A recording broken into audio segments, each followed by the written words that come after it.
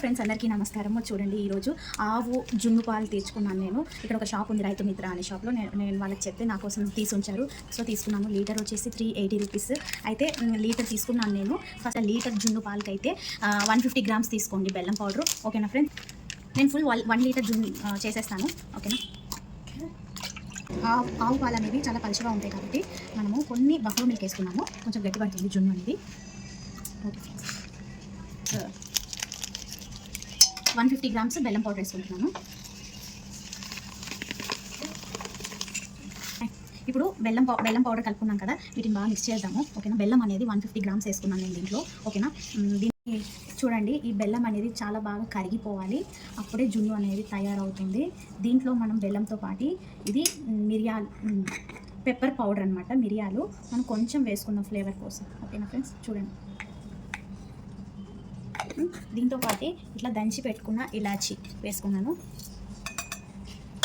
ఈ 3 కలిపేసి మనం జున్ను తయారు చేసుకున్నాం ఫ్రెండ్స్.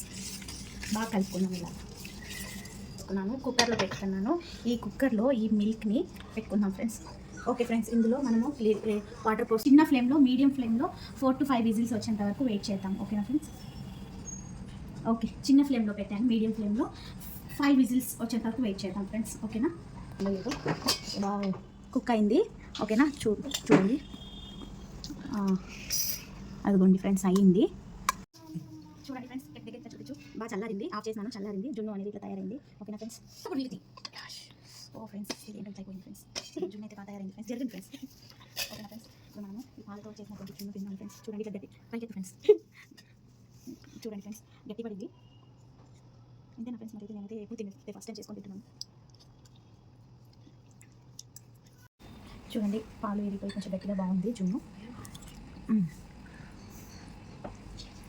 టేస్ట్ నిజంగా ఫస్ట్ టైం నేను ఎప్పుడు కొన్న జున్నే తింటాను. నేనే చేసుకునే జున్ను ఈరోజు తింటున్నాను. చాలా బాగుంది.